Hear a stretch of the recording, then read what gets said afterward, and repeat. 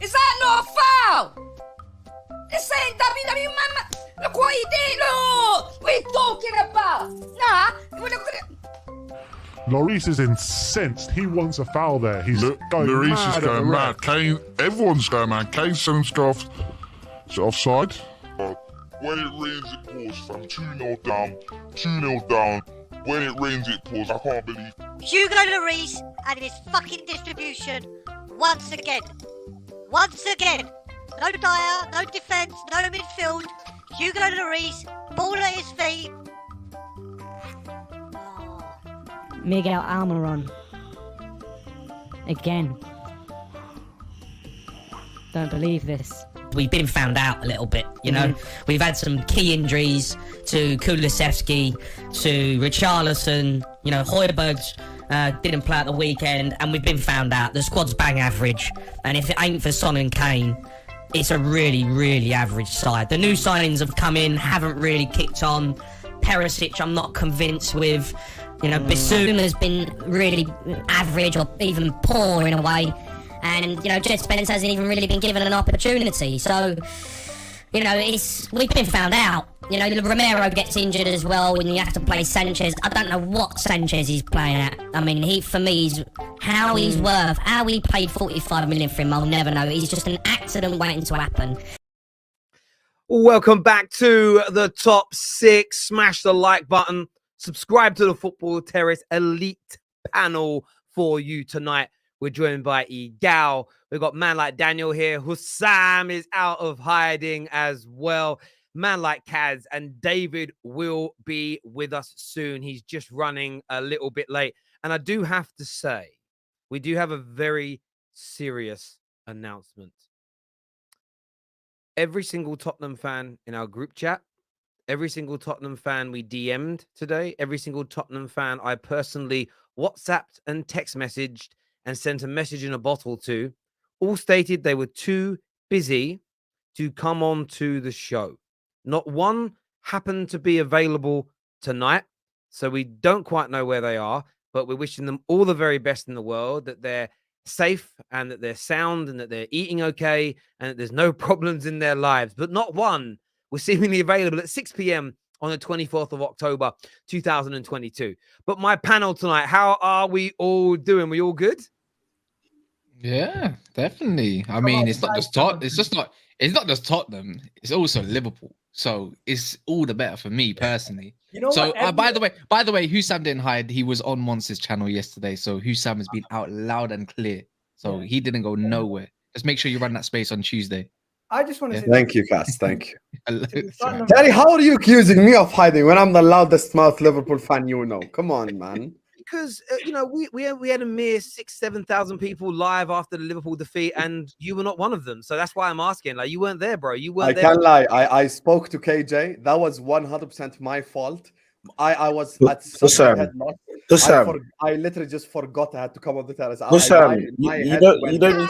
You don't need to defend yourself to Terry. Don't let Terry reel you in. Come on, man. Don't let him do that. Losing to Forest is bad, but Liverpool have been bad all season. Tottenham were supposed to be in a title race, weren't they? Weren't they supposed to be this team that were really good also? I'm confused. Like, why aren't you guys here?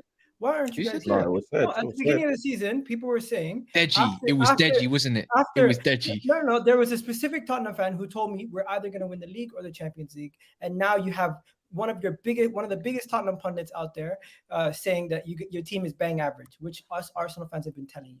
You lose a couple injuries, they said Arsenal's bang average. You lose a couple injuries, same thing applies to you guys. Yeah, it's been quite funny, really. The funniest thing I've heard all weekend was young Daniel that came on, the only Spurs fan for the match reaction as well. And he stated that, in fairness, in all the group chats and privately, Tottenham fans thought we had a terrible transfer window. We just publicly said that it was pretty good. And it's like, those guys are cooking me for saying they had an average, overrated window. And maybe that's what we're getting to now in the football world. When you see fans react angrily to your opinions of their club, maybe that just means they know you're speaking the truth. I mean, you've had it, Hussam. The Liverpool fans tried cancelling you for saying you needed a midfielder. And then you signed Arthur Melu. So there we go. But so we are obviously going to get onto that game a little bit later. No, yeah, Jerome was on. What I mean is Jerome called in I'm not talking like our general viewers that call in. I'm talking more the content creators out there, as it were. Like, and I mean that with all due respect. Yeah, Jerome came on and had he say he's legendary as always. Yeah, looking for George. No idea where he is. I heard he popped out for a pint of milk yesterday evening. Has not been seen since. So, just like me and my father. No, there we go. Anyway, the first talking point of the night, actually, it was going to be, are Newcastle going to make the top 4? But the viewers have voted now. And the first talking point is, what is wrong with Liverpool Football Club, Hussam? Beaten again by Nottingham Forest, beaten by the better team, I would say, on the day, is in they had the better chances in the match. Alisson stopped it being 3 or 4. You not turn the corner, sinking like a stone. Talk to us, Sam. What is wrong with your beloved Liverpool? You know, funnily enough, last week, if I said we're going to get 6 points from Forest, West Ham, and Man City, everyone would have thought the loss was going to be against Man City, and definitely not Forest. They would have put Forest like bottom of the predicted losses because, you know, it's a bit too much. Look, man, it's a disgrace, to be honest with you. There's no excuses for anyone. Salah was horrible. Van Dijk, Fabinho, the world-class players in our team are simply not performing. There's a systematic problem. There's a problem with Liverpool Football Club as an institution.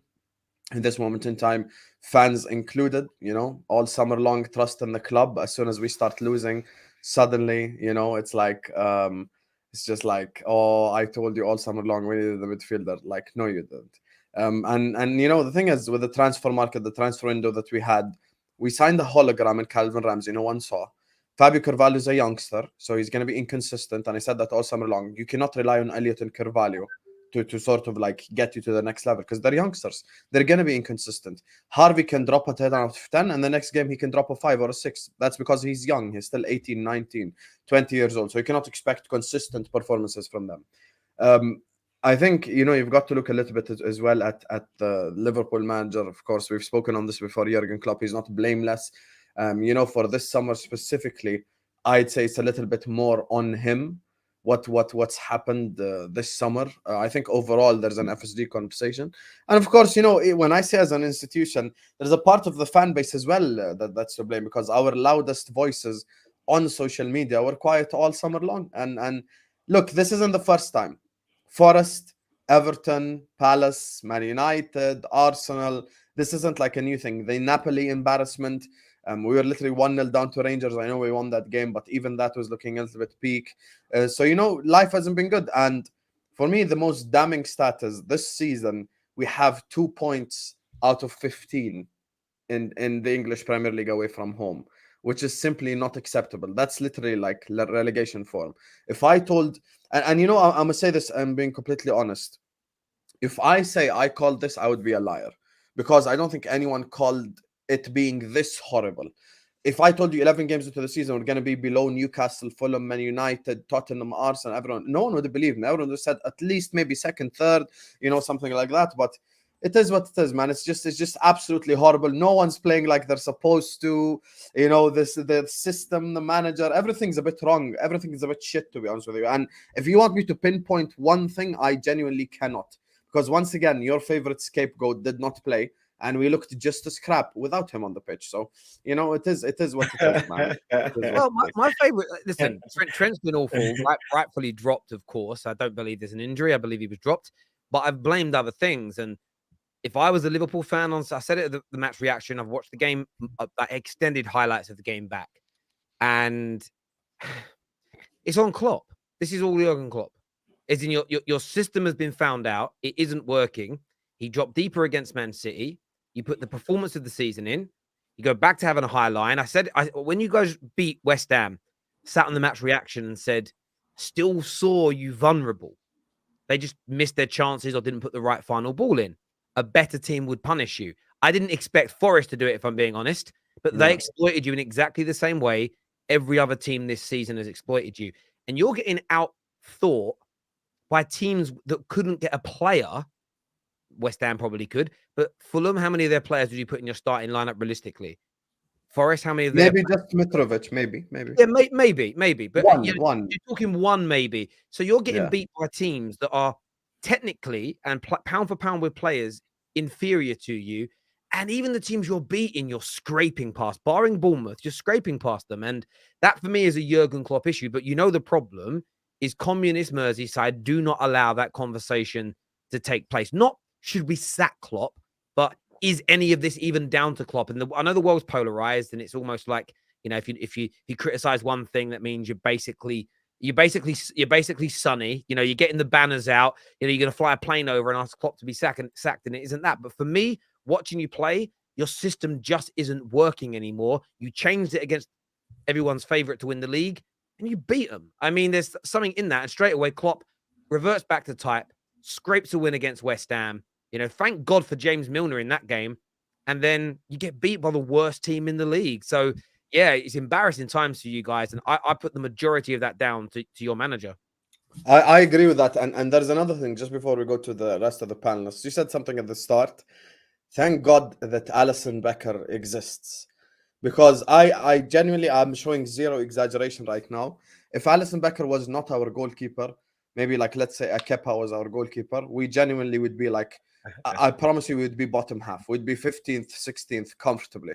Alisson has saved us week in, week out. Even those draws that you see, like we draw to this team, we draw to that team, etc., etc., etc. A lot of them is because of Alisson Becker. Against Nottingham Forest, he actually saved 2-3 opportunities that they could have easily scored. And you know, some stuff is inexplicable. For example, Van Dijk, one header in front of goal, he clears it away. You're in front of Henderson. You're not supposed to clear it away. The second one is he was absolutely free. Literally no one guarding him. And it's Virgil van Dijk and the whole goal is open. And they're saying score it. Now, some people might say, you can't ask a centre-back to score goals. Yes, I get that. But when it's a free header, I can also question it because like he's literally right in front of goal. Like there's 3 yards away from goal. And the whole goal is telling him like, score, please. And it's just crap, man. And you know, if I were to be completely honest, I actually would place maybe 90% plus more on Jurgen Klopp this season.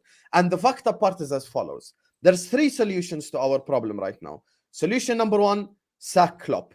Why is that not a solution? Because at this moment in time, there is no real replacement for him. Pochettino is not an upgrade. None of these managers available at this moment in time are an upgrade. You have to wait till after the World Cup in order to actually get the even equal level managers to your club. The second thing is FSG leaving the football club. Never gonna happen because we have a cult fan base which absolutely love FSG, do not allow it to even criticize them. Oh, they brought us back from hell and blah blah blah, and we were gonna get bankrupt and etc. So you cannot ask any of them. And the third solution is get new players in, which can only happen in January. So realistically speaking, all 3 solutions to our problem at this moment in time cannot be applied at this moment in time. So the best possible solution, the most realistic one, is wait till January, and by January 1st, become serious and have 2 players wearing a Liverpool shirt January 1st, as soon as the transfer window starts. That's the only realistic thing I can say right now, because there is no from within solution.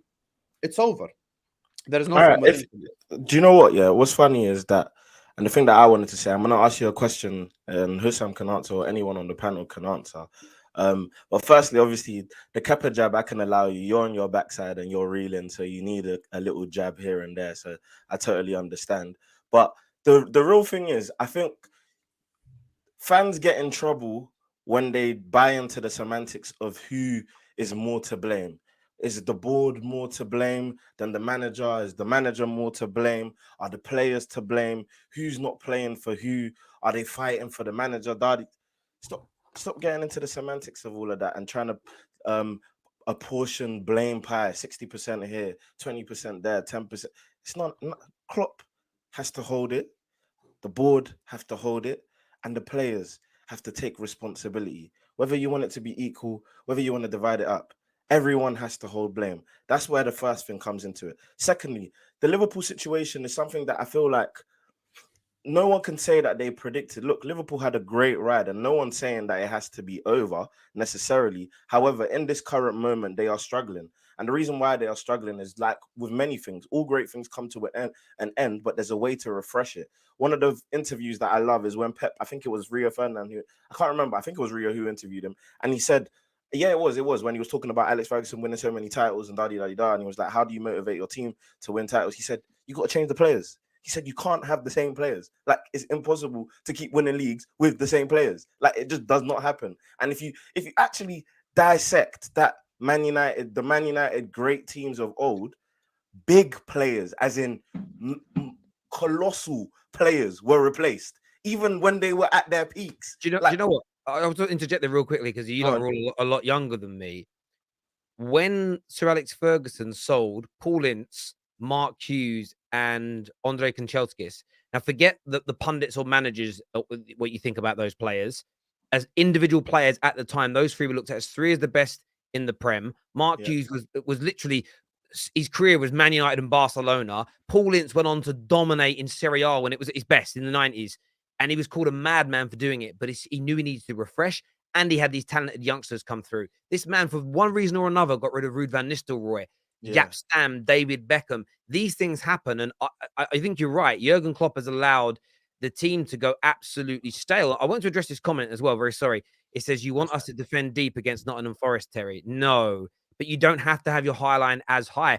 5 yards deeper is a change, and it makes your opponents think. But everybody knows how you set up, which means they can work on it all week because they know what you're going to do. There needs to be, to Daniel's point, there needs to be an adaptation both to your style and the personnel. It absolutely has to. Is there any? The question I had then, just to wrap up my bit, is there any situation this season? Because obviously, I don't personally believe you're going to end up where you are now. I do still think top four is on the cards, even though a lot of people disagree. But is there any situation where Klopp either walks away or gets sacked? Do you think there's any scenario, like realistic scenario? So you're obviously not going to get relegated or anything like that, but let's say you're still in 10th and we're in January or something like that. I don't know.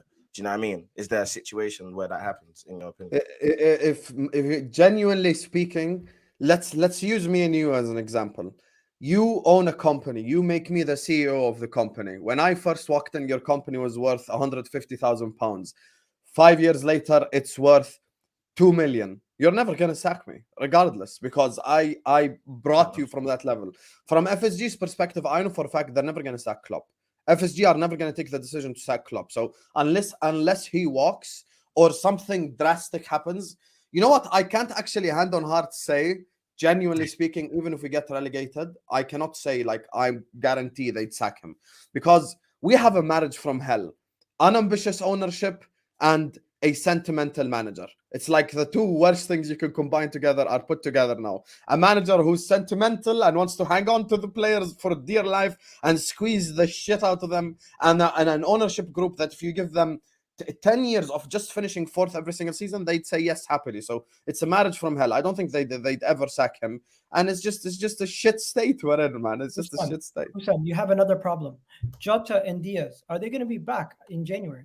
Because if they're back and your team gets those two big pieces back, and they're a crucial part to your team, because right now they're a big reason why you guys are not scoring goals. Because in that Forest game, you could have easily scored more goals if you had more killers in the team. But do you think, because you're getting Jota back and because you might get Diaz back in the January window, they might not go as strong? What do you mean, in the window itself? Yeah, they might not. Look, bro. Listen, I promise you, EGAL, you know this yourself from speaking to me. If I want to be an ITK, I can, but I just don't reveal my sources and my information. I know for a fact January we're signing players, regardless. This start of the season has been a slap to the face of everyone. Everyone can just, because we are here due to our arrogance and negligence and thinking we're better than everyone else when we're not, because everyone around us improved and we didn't. You stay stale. You know, even we're all content creators here. If for example, EGAL has more subscribers than me on his channel, if he just does one video a week and expects to forever be bigger than Hussam because he's already bigger than him, life doesn't work this way. EGAL needs to work hard and continue delivering content after content after content. When you're at the top, you have to continue to refresh and develop. Are you saying you're now bigger than EGAL on? I was just about to say that. I hear you on that. We've got some super chats here I want to do. The first one says, lots wrong with Liverpool, not one thing. I do, however, think the disappointment of missing out on the quad left scars that are hard to put behind them. I think that's a fair point as well. Sometimes losing doesn't motivate you. it takes away. It's almost, do we have the energy to get back up to those levels after disappointment? It can work in both directions. I think you're right. Adrian here says, big up Terry. As a Chelsea fan, I think we'll struggle now till December due to Jorginho. Once we hit January, we can get a DM. Alvarez reports staying in the top 4. And that's an interesting one because it kind of brings us, keeps us on Liverpool a little bit, but it brings us into the next talking point. Newcastle and Man United for the top 4. That conversation has now started, especially after Newcastle embarrassed Tottenham yesterday. But with Liverpool struggling, Chelsea maybe not being at their scintillating best, United improving, Newcastle being in the top 4 now, what's going to happen with that race, EGAL? How do you see it going from this point? I don't think Liverpool are going to get top 4 at this moment in time, the way that they're currently playing, obviously. And obviously, Newcastle and Manchester United are both looking good. But I really do believe the top 4 is going to be the same teams that I predicted the other week, where it's Arsenal, you're gonna have Tottenham, you're gonna have Chelsea, and you're gonna have Manchester City. I don't think either Man United, Newcastle, or Liverpool are gonna be in that top 4 come the end of the season. I think Man United are still in a rebuild. I think Newcastle top 6 for them is their goal, and anything better than that is an absolute celebration. And Liverpool, the way that they're currently playing, the way that their senior players are currently playing, the fact that they're having constant injuries to some of their best players, I personally think they're in a situation where they're looking at the Europa League next season, and that's just based on what we're seeing so far this season. We thought they were back after West Ham, and look at what they do versus Nottingham Forest. It just shows you. I have to disagree, man. I think my opinion on Tottenham's changed completely now, and I'm not saying Man United are going to get in the fold. I think Chelsea get top 4 regardless because they've got a big enough squad to get there, and it's a moment of time before Potter starts really cooking. Even though he's got clean sheets, that's not really been highlighted either. So he's keeping clean sheets. Might not have happened against United. But Tottenham, this football fan base, again, after 10 games or so with the same sort of manager before with Mourinho, starting to turn on the guy. The squad's looking depleted. I don't think they really recruit as much as they will need to in January either. I can't really see the way. I get it. Tottenham are still in that top 3 race, but they've stayed on the same amount of points for a minute. It's just, I can't see how they're going to be they're not comfortably top 4 for me anymore. I'll be honest. There's a couple teams, Arsenal, City.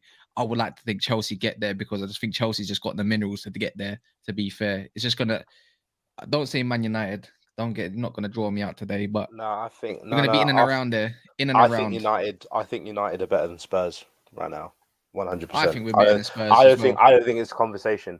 And again, like I get it. Newcastle, it's great to be there, but realistically, when game week 25, game week 28, game week 30 rolls about, you're not going to be there. You're just not. Like, no offense to them, but they just won't be. It's literally, how long are Liverpool going to be this bad? That's the question. Look, there's something that's going to happen, yeah. Newcastle are going to be taking this top 6 spot. So someone in the panel along the lines is going to have to drop out at some point, and it's not going to be my club. Let me just put it like that. All I'm going to say for the top 4 or the top 6? Yeah, top 6. Like this whole panel show, all panel shows across YouTube. Someone has to get replaced. Newcastle have to take that spot. Newcastle have to take a spot. Are you saying that Man United are finishing in the top 4? It's not a draw. No. I didn't say that. No. I didn't say. I said. I think we finished in top 6. That's not a prediction, though. That's not. No. But I'm just saying. In shows like this, generic panels. All I'm going to say, somebody spot has to go.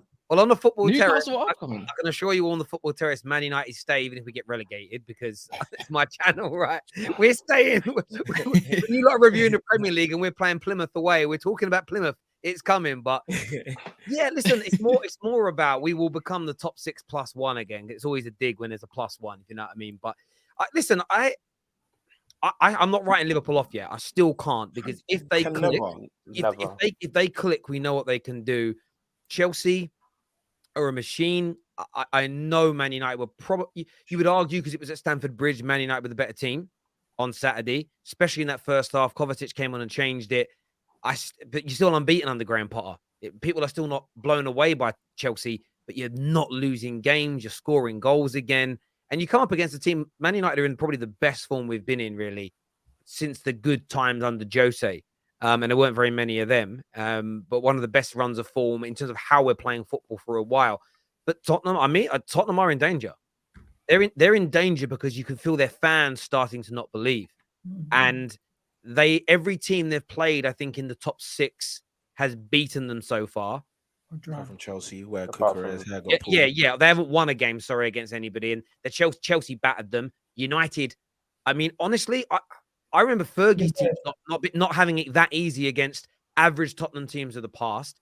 And they just look really average. They'll beat a lot of the smaller teams, but they're the one. If Liverpool click back into gear, or if Newcastle can maintain this, Tottenham will be the ones that miss out, in my opinion. Because I believe that it said that Spurs haven't beat someone in the top half, and like 4 of their 7 wins are coming against the bottom 4 or bottom 5. They beat Fulham. They beat Fulham.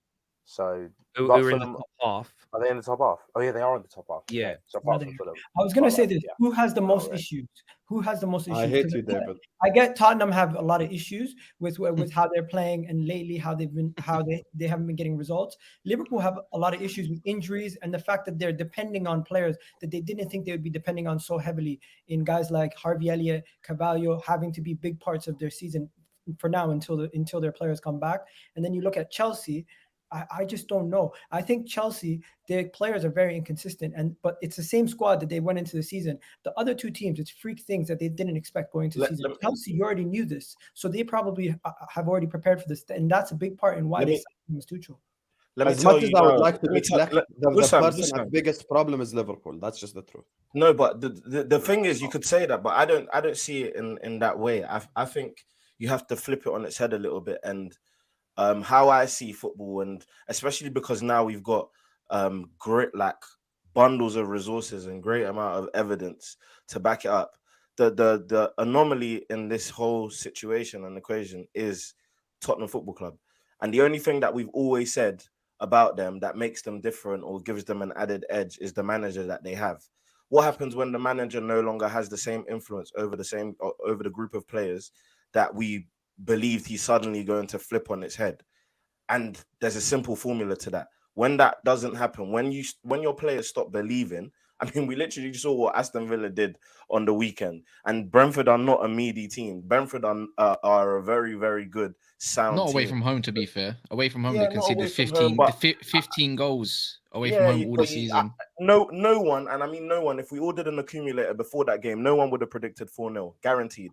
You might have predicted Villa winning the game, but no one predicted a 4-0 win. So my point is, when it comes to Tottenham, is the anomaly is not only the fact that we only, and I promise you now, every single one of you, I don't even need to ask you, we only value Tottenham so highly because of maybe 2 factors, Harry Kane and Antonio Conte. So for me personally, you look at another anomaly that they don't have the evidence in the bank to show that they can put a run of games together to do what needs to be done. When you're talking about Liverpool, we've seen Liverpool be able to put 10, 12, 15 games together where they can just win and get, once they click. Last season, how many people thought Liverpool were going to get into the top 4? I mean, they had Alisson scoring, for crying out loud. So my thing is, when it comes down to the teams that I trust the most, writing out or counting out Liverpool would be the biggest mistake you can ever make. Until it's even a bit like the title race, when people were saying that I know some Arsenal fans who actually believe that Arsenal can win the league if things fall in the right place for them. And that's their prerogative. They can believe that. But I'm of the belief, even if it was March the 1st and Arsenal had a 4-point lead over Man City, I am still taking Man City every single day of the week. It needs to be maybe March. Mathematically, so I say Liverpool are no longer in the top 4 race. It needs to be March. I'm so before I confused. say that. How did you get to Arsenal? But one thing I wanted to take. It was an example. Using Arsenal as an example. I get it now.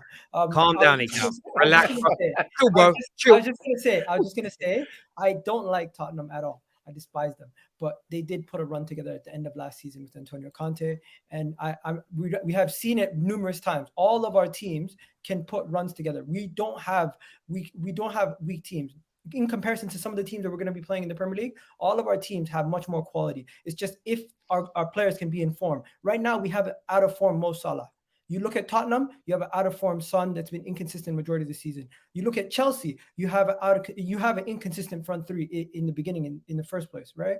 So with all those teams, it's just who gets in the right form. And right now, with the pieces that Liverpool have around them, even if they get into if they have an informed Salah and if they have an informed Van Dijk, they still have to worry about the fact that they don't have an informed Fabinho. Where you look at Tottenham, they just need their two superstars to click into gear. You look at Chelsea, you have so many different pieces that can contribute, and you have such a bigger squad than Liverpool. I just think those two teams are better equipped. I think it's a fair point. I look at Spurs in this way though.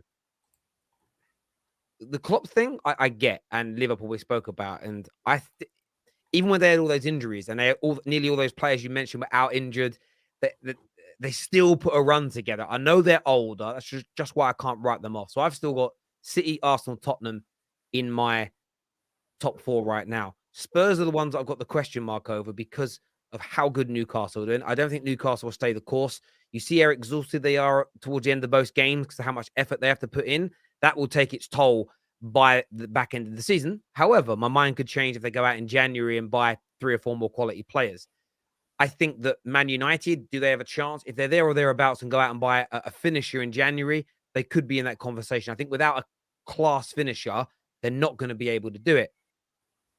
With Tottenham, though, the one thing they've got an issue with, listen to their fans. Like, listen to their fans when they're being honest. They are frustrated. They are angry. I think that's going to seep into the players at some point, and I think Conte could lose control of this team. I think he could lose control of them, and if that happens, or if they don't buy him something in January that he wants, you know what he's like as a man? He'll go, well, you ain't backing me. I'm done. I think they are at the biggest risk of missing out, and it will probably be to Chelsea. That is who I would pick to like. Terry, the thing is, funnily enough, it's been a while since me and Daniel have been on the same show. The one time he's actually backing Liverpool, I disagree with him. But I look at it from even a different perspective from EGAL. I don't even think it's a players thing. I think the ceiling is why, like, it's kind of a little bit, you have to look at it like Liverpool are just too crap in order to put Tottenham like as more crap than them.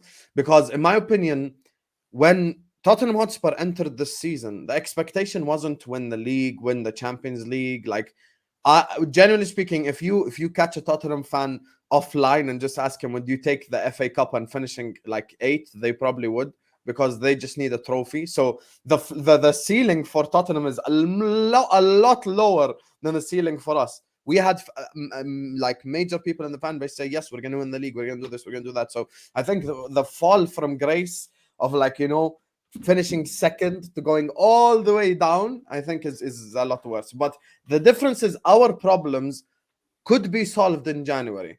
This is the part where I agree with Daniel. I don't know what Spurs can do in January, to be honest with you. Like, they do need, would they spend money is a question. Would Conte want the players that they want to spend money on is another question. Would the players have enough time to gel in and actually make a run in the second half is also a third question. So I think there's truth to both sides. It also depends on who's doing what. So you look at the situation. Man United are a great example here. In the summer, the talk was, I don't really fancy it there. A lot of players, it was like they don't fancy it. What direction is the club going in? If our football keeps getting better, you saw the way the players celebrated at the end. And this is something that I don't think Man United fans care what rivals think. We feel it. And if we're feeling it, it's there. And I know Gunners went through this. And I know Liverpool fans went through it in the early stages of Klopp, where you just have a feeling and a sense, and you like your team again.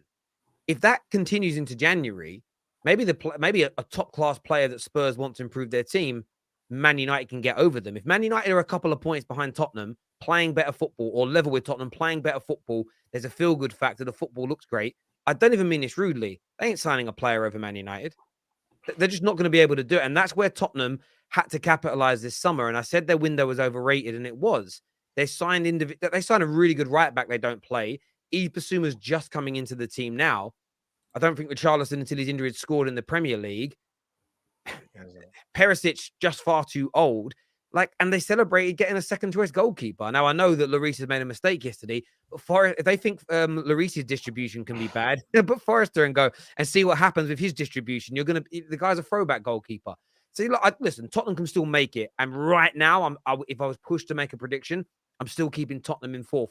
But they're the most vulnerable, is my view right now. They also concede 15 shots a game, which is on average per game, which is too much. Never a good sign. For a Conte team, you would expect them to be keeping those shutouts. You know, it's dull, the games are dull, but they're conceding opportunities all the time. And yeah, I'm just something about them ain't quite right now.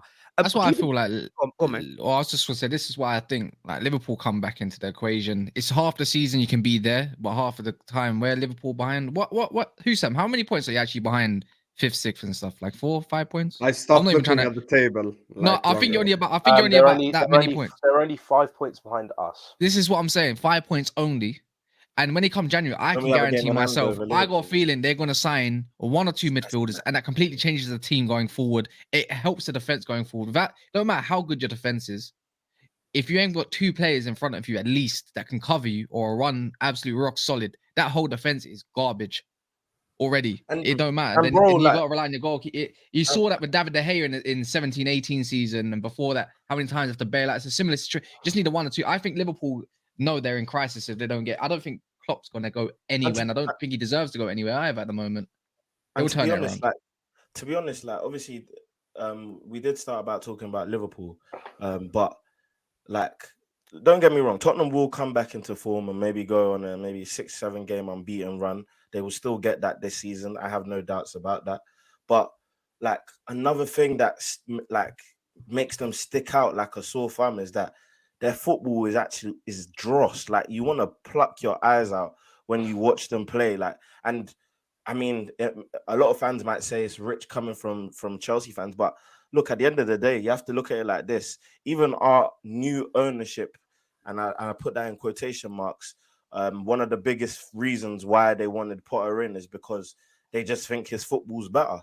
They think the football identity is better, whether you agree with that or not. So I'm not giving an opinion on that. Whether you agree with that or not, your football needs to be appealing. Do you know what I'm saying? And that's what people want. They want that easy on the eye football, and that has to be a part of the new identity. It comes into the point where we were talking about Tottenham needing only a trophy, and wherever they finish, whatever happens. So by any means necessary, basically, they're happy to get that. But you look at what the approach clubs are taking, and you look at the managers that the top 8 have. Tell me who's not a manager with some sort of identity which has been analysed on Twitter. Like a progressive, do you know what I mean? trying to get Everyone, like, scoring goals. Each of them have probably got like a thread on Twitter right now that you could search up. And Antonio Conte is a throwback manager. So a question on him. I mean, it kind of goes into the next talking point that's been voted for by the viewers. Is he feeling the pressure? And why are Tottenham? We know they're struggling, but why are they struggling? So we look at the game, kind of reviewing the game back yesterday. Good for the first 20 minutes. And as soon as Newcastle did what Chelsea did, what Man United did, what Sporting did, that is press their front line and create a gap between the defenders in the midfield and the attackers. They had zero. They had zero quality for the remainder of that game. 60 minutes. Why is this happening? And do you think Conte's feeling the pressure? Just very quickly, David will also be able to, because we're the ones who have actually had Conte. And one of the things, you can even take the football aside, put the football to the side. One of the biggest things for you to know that Conte is under pressure and feeling the heat is when you ask him a direct question in a post-match press conference. And the first thing that he says to that is, it's the board, someone else did it, da-di-da-di-da, doesn't answer questions directly and doesn't give you responses to the questions that he's been asked. So forget the game. When you're asking him questions, and the first thing that he said was, we need patience, we need more money, we need more resources, we need this, we need that. It's always we need.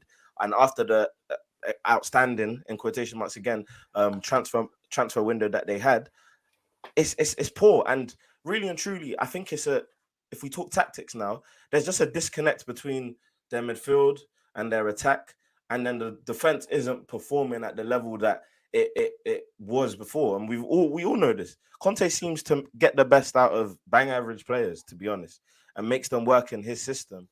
When those bang average players start revealing themselves, their true identity, what happens? They're playing up against bang average players. So it's not like it's not just that as well. He need go on, Dan. I was going to say long David, lane. sorry. I mean, Almiron is not a good. I'm sorry. Almiron is not a good. I don't care what form he's in. He's not a good footballer, and somehow he's made long lane look like he's made him look like Boateng when Messi showed up. Give him credit. He scored like 5 in 5. He scored 5 in 5. He's doing I just want to say on Almiron. I said it yesterday. I want to say on Almiron.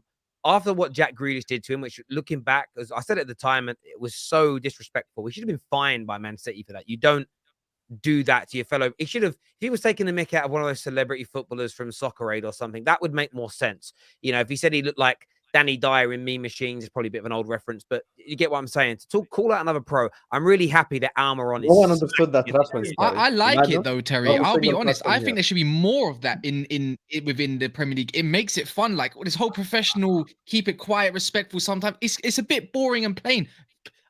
For me personally, I'm expressive, right? And everyone knows I can be reactionary, I can be shameless, I can talk context as much. But it's nice to see some of these players just like bigging themselves up. Had a decent, well, he didn't have a decent season to be fair, but just be expressive and be a little bit shameless towards other players. Why not? I look Amron's about 28. He's coming into his peak of his career. He's doing fine, man. He's been doing great things at the moment. 5-5, I think it is. Good on him, man.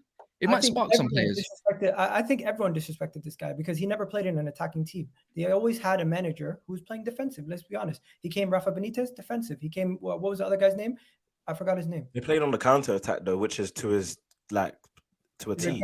Regardless, now he's actually playing more his style of football. Regardless, and it's more suited to him. If you guys know, this guy was the best player in the MLS, and he came over. MLS, he was a striker, and he was a striker, EGAL. He was a striker. Levels. The MLS. No, you guys want to laugh. My main point. EGAL, come on, man. He started off by saying the player was trash. And I'm just saying he's not trash. It's just he didn't really say that, did he? He said he didn't really say those words. You're right though. You're right though. He was in a defensive team. I'll give you that. He was literally trying to break lines. Almiron is not the subject to this. I put some respect on the player of the month's name. He's player of the month. He will be player of the month too. It would be an absolute embarrassment if Hugo Lloris starts for France. This guy has been horrendous for Tottenham. I know he did well. I know he did well versus midweek versus Man United. And this is not an overreaction. They have plenty of different goalkeepers for France that could start over him that would do just as good. And I don't really think that he should be starting for France ever again. And his form for Tottenham, if he carries that into a World Cup, France is in big trouble. This guy has been shocking. What was he doing? Coming out of the box, was he trying to chest it away? Like, what was that? Like, Did anyone think that was a foul? Did anyone think that was a foul? Nah. He ran into him. What do you want Wilson to do? He tried to slow down as well. What do you want me? He even said, "What do you want me to do?" The delayed fall as well was the one for me. Like, and it's oh no, I better fall over. And then he went. If he'd have just fallen straight over, he'd have got the foul. He just a bad dive. Yeah, no, 100%. Yeah, he's been poor. Look, listen. I get what you were saying a minute ago, Dan. Around, I feel like the pressure's starting to show. I feel fans are starting to turn. Their football just isn't good, and it isn't that it isn't working. I still think they've got enough maybe to make the top four. There's no doubt about that. But the point is this: they ain't winning anything, and I know Tottenham fans well enough. They might want to admit this. If they're not winning anything, they want to be entertained. And if you're not winning anything and you're playing that kind of football, I don't get it. I don't understand. There's no point. If you're not worried about winning, you've got to play entertaining football. Otherwise, there's literally no point going, right? You might as well just go to the ground and drink. It's a small club mentality. I can't lie. You guys are going too harsh on Tottenham, though. I don't think they're that bad. Because I swear they're only. They're only. Guys, I was one of these people. I was quiet when all the Londoners. They got you a Champions League. I'm from the north. I support Liverpool. By the way, what happened with Henderson? What happened with Henderson? What happened with this Hendo situation as well? You're with me. I'm with you. I'll be with you. Yeah, you're with me. We're from the north. You get me. We're not as insulted. The north. Terry is an Arsenal fan, as he first stated. So I'm just. Yes, I am an Arsenal fan. So I think I really do believe, genuinely speaking, people are going like a bit too harsh on Tottenham. I feel like here's the thing: at the end of the day, they're only 3 points behind Manchester City. And everyone's gonna say, like, they're Man City. I understand, but like Man City, 99% of the people are gonna say they're gonna win the league. Tottenham are only 3 points behind them. And I agree with everything that Daniel said on Conte, 100%. But in his own words, I'm a serial winner. He's won stuff everywhere he goes. Whoa! What did you just say? Pause. Would you say that? He said that's how it's serial winner. You're a wiener. Anyway, so winner. So anyway, if he wins Tottenham the FA Cup, he is categorically still Tottenham's best manager in the modern era. Like, I'm sorry, people, we might laugh at him, but If he wins the FA Cup, will they not parade it? Yes. Will they not celebrate the shit out of it? Yes. Bro, if they lose the FA Cup final, they might have a parade. Do you know what I mean? They are guaranteed to finish in the top 4, Tottenham. I have zero doubt. I remember my dad buying a DVD for knocking Arsenal out the League Cup. They didn't win. I don't even know if they won the League Cup that year. They didn't win the League Cup that year. They knocked Arsenal out, and the DVD came out before they even won the final. Was it the I couldn't believe it. I was like, Emirates.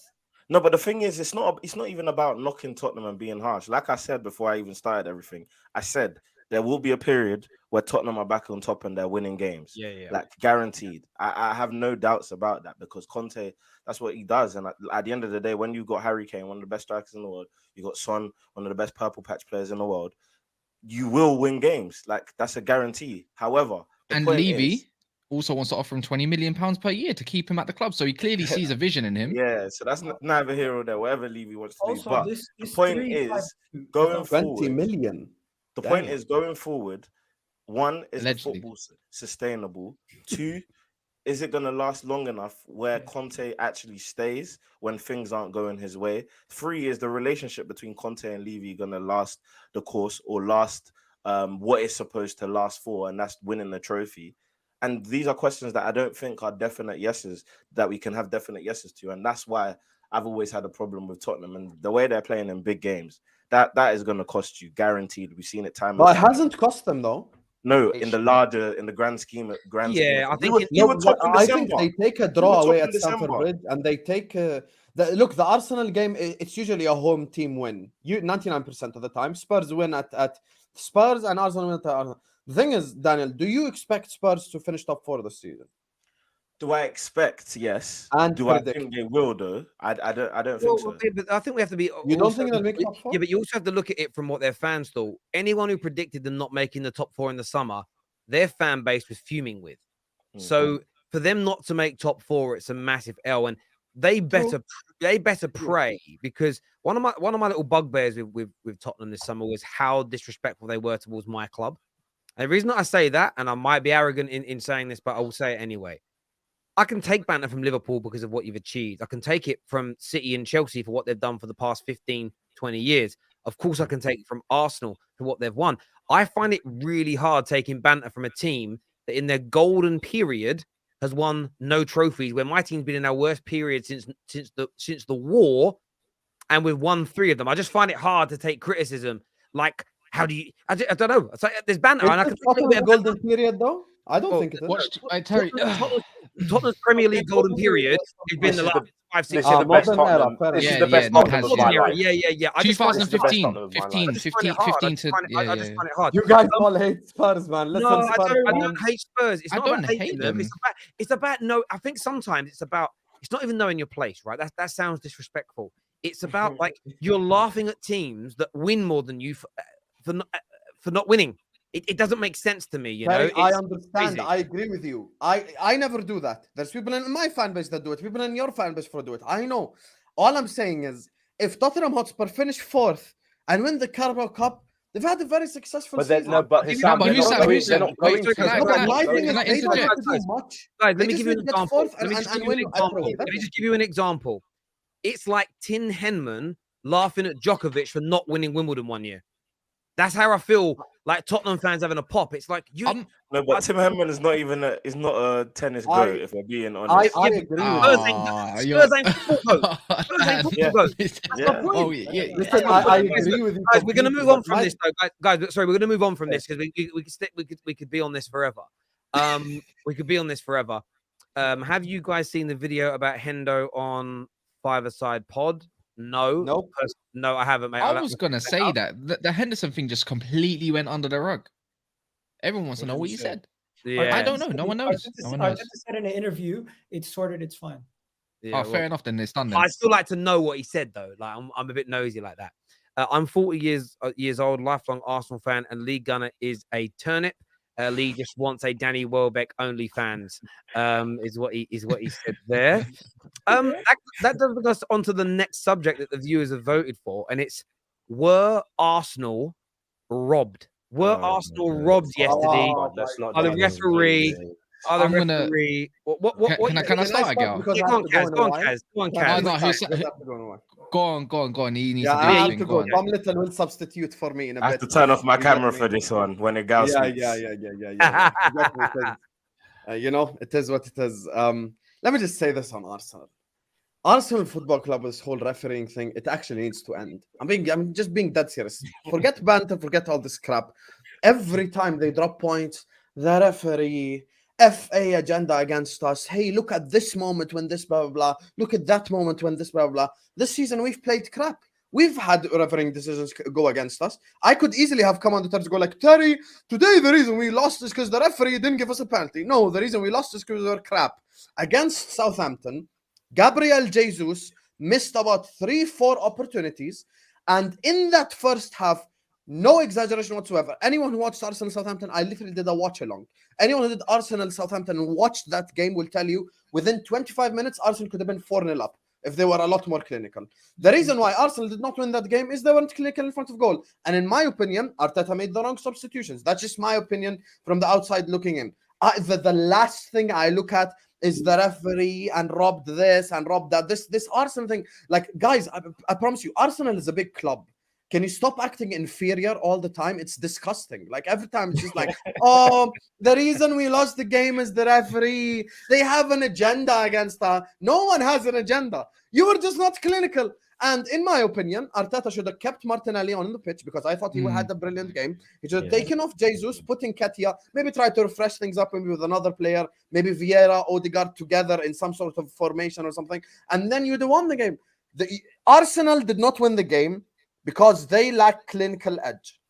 Gabriel Jesus, and I'm going to say this before leaving, so, you know, I can just say it and dip. There's the brilliance, the smartness from me right here. Gabriel Jesus is genuinely overrated. This is my honest I disagree. opinion. I have to Gabriel I Jesus. agree. Gal, can I take this segment before you go, please? Let me land. Okay, Yeah, let me land. Gabriel Jesus is the James Harden of football without the point per game. Dead. He is just dribble. That's all he does. You know, it's just like every time you see him, you know, the aesthetically pleasing community, they get like erect when they watch Jesus. Because dribble complete, and they're just like Jesus. At the end of the day, Gabriel Jesus is better than Lacazette, and he's better than Aubameyang, so it's an upgrade. But this whole thing of putting Jesus in these conversations, brother, last season, we tried to tell the Arsenal fans, if you remove the 4 goals against Watford and the hat-trick against Newcastle, he had like 3 goals in about 35 games in Manchester City. So he is not clinical enough, Gabriel Jesus. And if he was clinical, the result is 4-0 Arsenal. So for once in your life, Arsenal fans, put your face in front of a camera and say it as it is. We weren't clinical enough. We made the wrong substitutions. And forget the referees. They didn't cost you the game at all. Well done, Egal, for not biting there, man. Well done, man. I applaud you. Can I go for you? Can I go for you as well before you do? If you want to go, you can go. But I'm just going to say this. We know you have fraud up front. So to call my player overrated is kind of funny. Second of all, right, when it comes to Gabriel Jesus, he's only played 11 games for Arsenal and he's already contributed to 9 goals. So this whole thing about saying, all he does is dribble, that those dribbles are getting him past players and contributing to wins, such as Liverpool at home. So you can keep talking about him as being overrated, but he's doing the job on the pitch for me. And I don't mind. There's games you're going to have off nights. Not everyone performed every single game, the whole 38 games this season. Are you talking about Nunes? I'm so disappointed, Gal. I wanted a longer segment there. So, Kaz, obviously, that doesn't change the fact that he is the reason why I didn't win yesterday. Bro, he is not the reason why we didn't win. The whole team was poor in the second half. I disagree. You're a hypocrite because was Mo Salah the reason why Liverpool didn't win versus Nottingham Forest, or was it your whole team? Let me know, because you are the same person who consistently I will answer.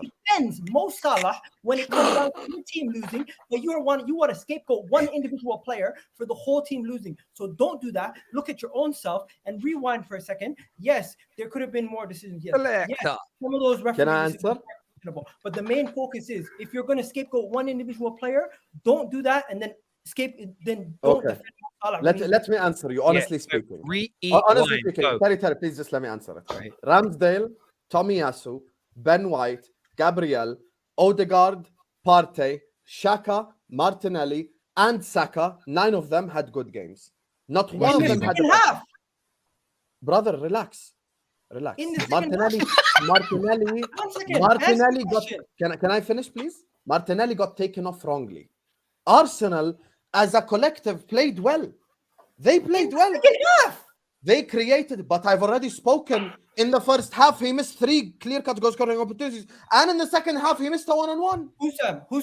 Husam, you did. I listened to you when you did your match reaction for Nottingham Forest. You said your whole team played terrible in the second half. Stop. Yeah, but your whole team didn't play terrible. And my whole team played terrible in the second half. No, they didn't. That's cap. Everyone That's cap. dropped off. We let not Nottingham Forest. We let friggin' Southampton play their game more in the second half. We did not play like the team that was superior in the second half. But all their attacks were counter-attacks. So you weren't robbed then? Listen, yeah, you weren't. I didn't even get to that part, Terry. Oh, I didn't get to that part. I will speak about that when we get to that. Right? First things first. That was 2 points dropped because first half we could have killed off the game. I agree with you. But second half, the whole team was poor. For you to pinpoint one individual player who didn't score a goal in the second half, in the first half, when everyone in the first half was decent, but the second half the whole team dropped off. Partey dropped off. William Saliba dropped off. You could say all of these guys you named. Saliba had a bad game. He didn't just drop off. So let's to be fair, to be fair, Egal, he should have had a hat-trick. Let's be honest. 2 minutes. No, forget about the hat-trick part. It's about the inconsistencies in your statement. To call somebody overrated, is Mo Salah overrated for the season he's having, and the fact that he was considered a top 5 Ballon d'Or candidate just last season? Okay, Mo Salah's playing crap this season. So is he overrated? Do you see the difference between me and you? Is he overrated though?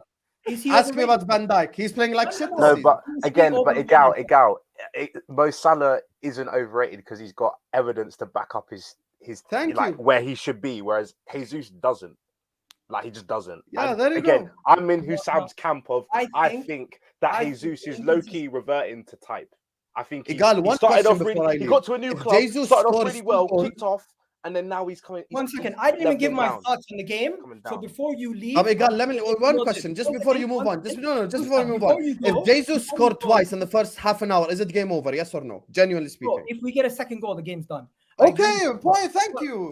Stop. Before you start speaking, one of the shots was side netted. 2 of them were blocked. One was the only shot that actually got on the goalkeeper. So he missed. And the goalkeeper made a good save. So I Thank hear you. There was 4 chances, right? Now, let me rewind. The refereeing decisions, yes, there's people crying about it, but at the end of the day, some of those refereeing decisions were terrible. They were terrible. You can still say your team should have won the game and you should have done more in the second half, but in the same breath say there were poor refereeing decisions. All those refereeing decisions did was keep Southampton in the game. It was on us to kill off the game. We didn't do that. So it's on us at the end of the night. But hey, the referee did have a poor night. And if you want to analyze those decisions individually, you can definitely say that there was potentially 2 penalties or at least 1 red card in those situations. Can I just say as well, again, just by the way, before I didn't watch the game live. I had to watch it after.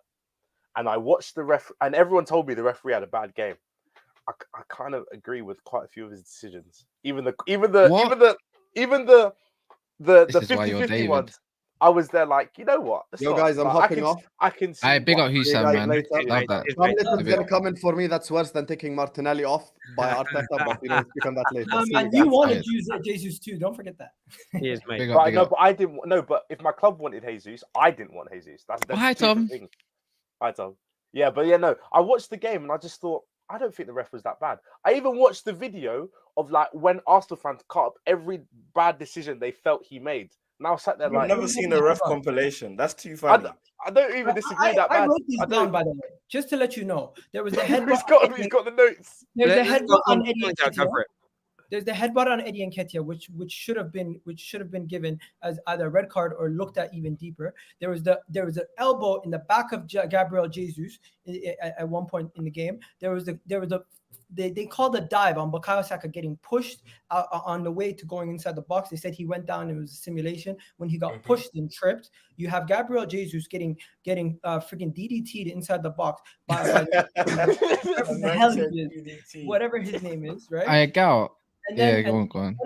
There's one more, which was the worst of the worst, in my opinion. They called the same foul 2 seconds. One was inside the box. They said play on. 2 seconds later, the same exact foul happened outside the box. They stopped the play and they said free kick to Southampton. So with all those decisions happening, and if you rewatch the game, you yourself will say this was one of the poorest refereeing performances you've ever seen in your life. EGAL. I think again. But at the same time, everyone. No, hold on. We lost. No. We I'm lost. not saying. I'm not saying that. My point is that I feel like everyone has to sit down and have a conversation with themselves about the way that games are being reffed currently, because if a referee gives a foul, he doesn't give a foul in the box, but then gives it outside of the box.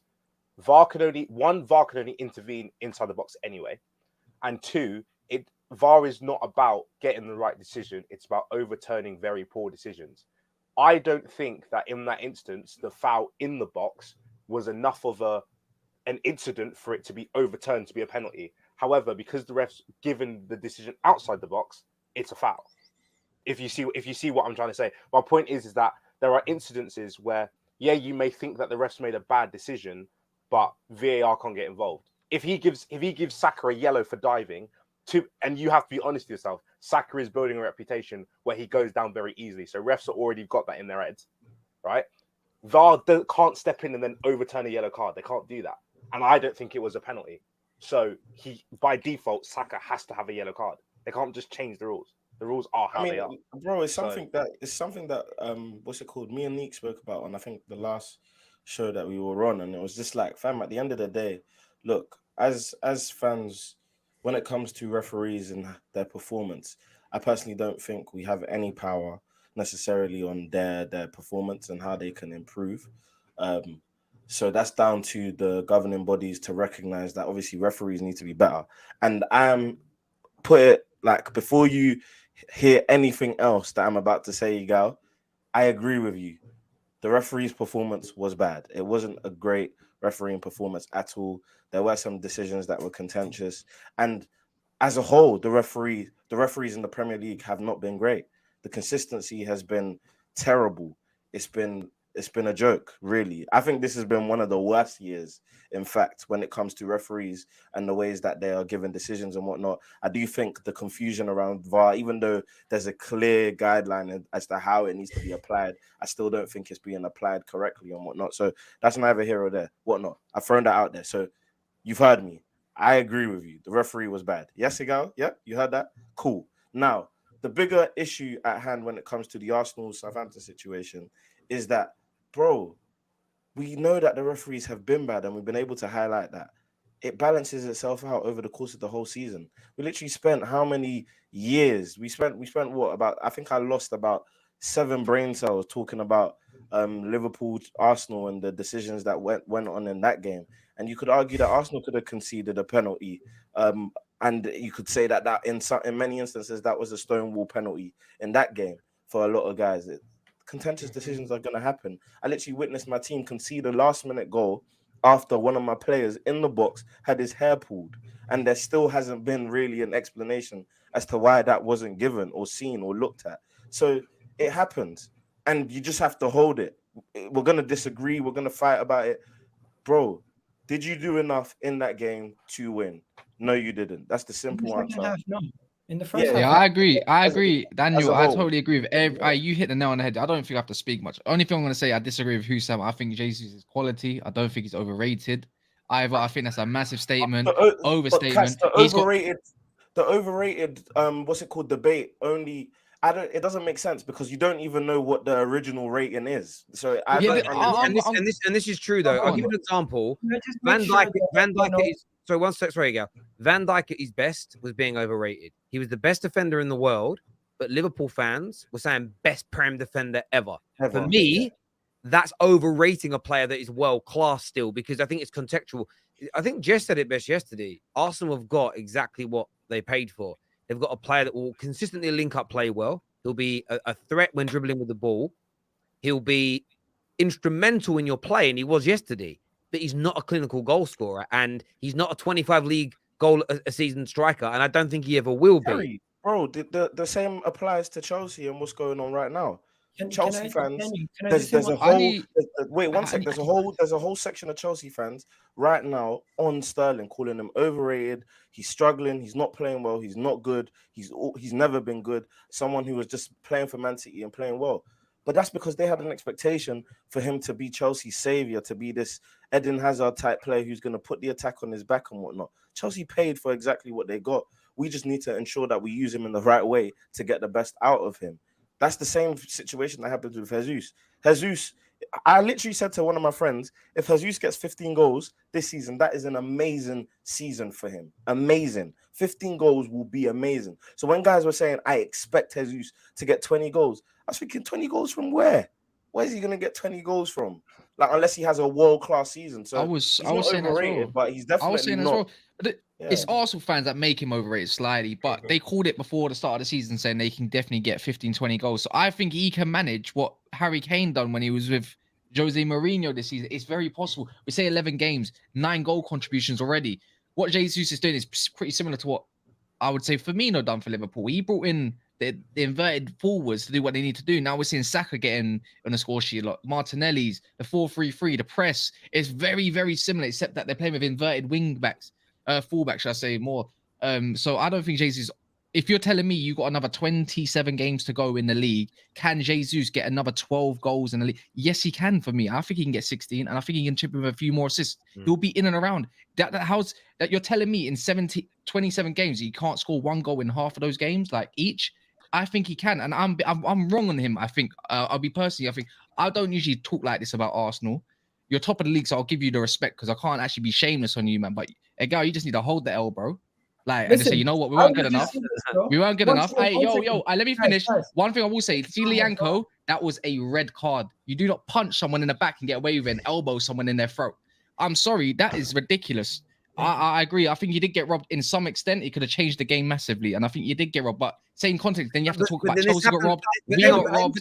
Everyone got robbed. Sorry, Egal, but this is one thing about there's being robbed.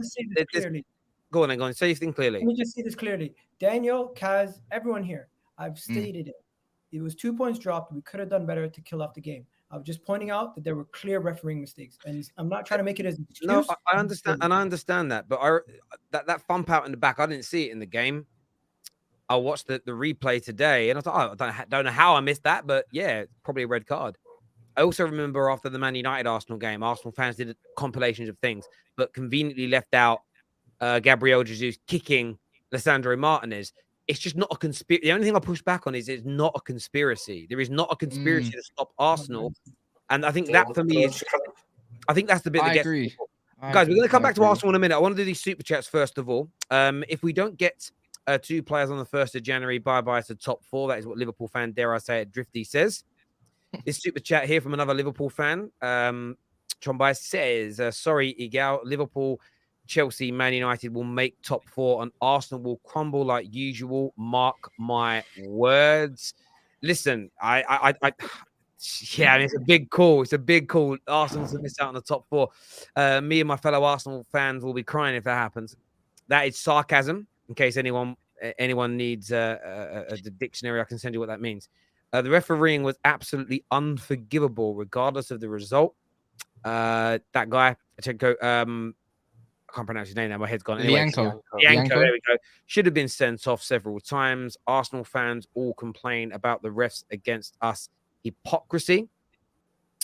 Ironic as a Liverpool fan moaned for 2 weeks about the ref when Arsenal embarrassed them.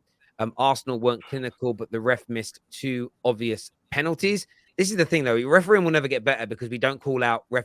What would make referees improve would be if Arsenal win a game for a bad refereeing decision, Arsenal fans still called it out and scream for consistency. I do that. You might. The majority of you don't know. None of us do. That isn't a dig at Arsenal fans. It's all of us. We all say we'll take that. Because yesterday when Arsenal didn't get those penalties and they drew, every single fan of every other club was happy. So you're never going to get the pressure applied in the right way.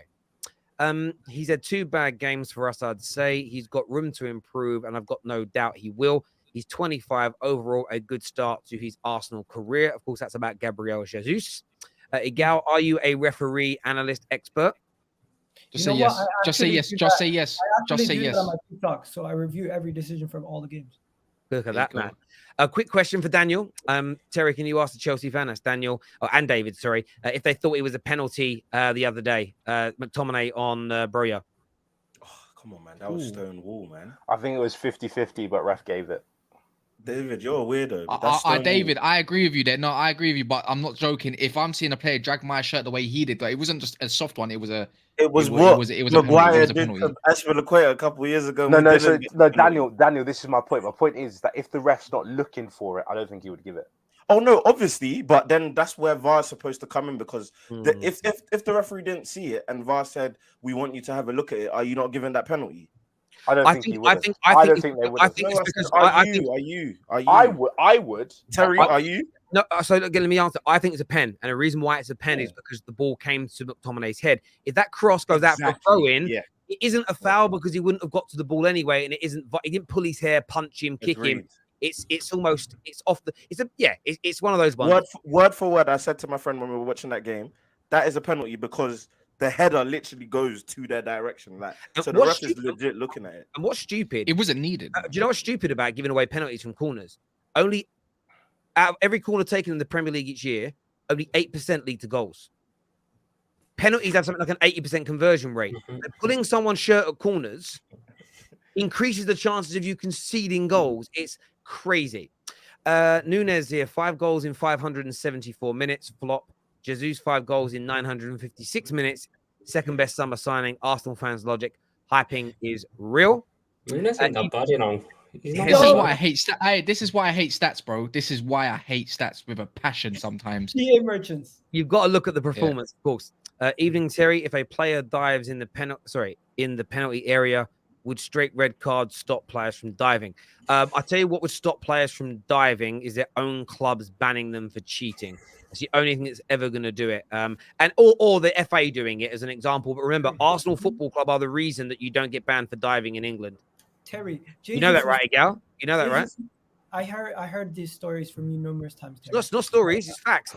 No, I'm joking. By the way, and I dig at Arsenal was a joke. It would have been any club that had it done. One second. I just want to mention, Terry, Jesus was told by the referee if he went down when that guy was all over him in that moment, if he went down, he would have given it.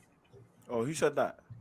Yeah, this is what I mean. Why do players have to go down for it to be given a penalty? Guys, but let me just interject there. There was also a time in the second half where Tierney was clipped and he could have gone down in the box, but he stayed on his feet because he was going to drag the ball back. He did drag the ball back. Odegaard scored, but the ball just went out of play. This is the thing, though, where, and this is more of a debate around it, does contact mean foul? Because if you're not hit hard enough to go down, then is it really a foul? But a contact sport. It's a contact. People need to remember it's a contact sport. Obviously, certain instances on the Arsenal game where fouls, 100%. But the amount of times you see minimal contact, barely any, and the players are going down and the refs are giving it, you're slowly moving away from a contact sport. No, and I agree. It hits it.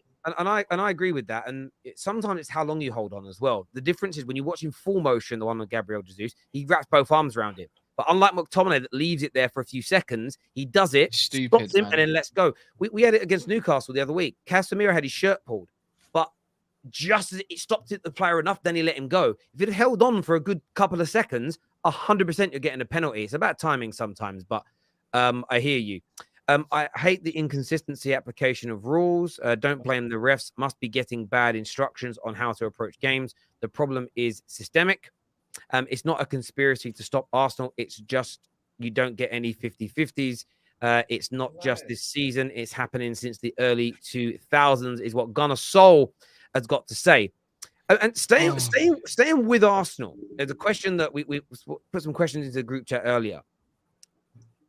Are Arsenal being treated or judged unfairly compared to other teams in the league in the sense of continually being this question that Cam gave to us actually says, as they've gone from a team many expected to battle for top 4 to being the only team looking likely to challenge Man City, but Arsenal was still not getting huge respect. There's a certain content creator who is consistently being called out online and abused because he says Arsenal were good. Are Arsenal fans and Arsenal being treated unfairly in your opinion, people? No. Let me put this out here nice and direct. Look at this, yeah. Look, the same time, right? It's not Arsenal as a club. It's you dumbass fans, bro, that support Arsenal, that want to be in that mix. And it's the same respect to my fan base who are dumbasses as well. You know who they are. I can be a dumbass too.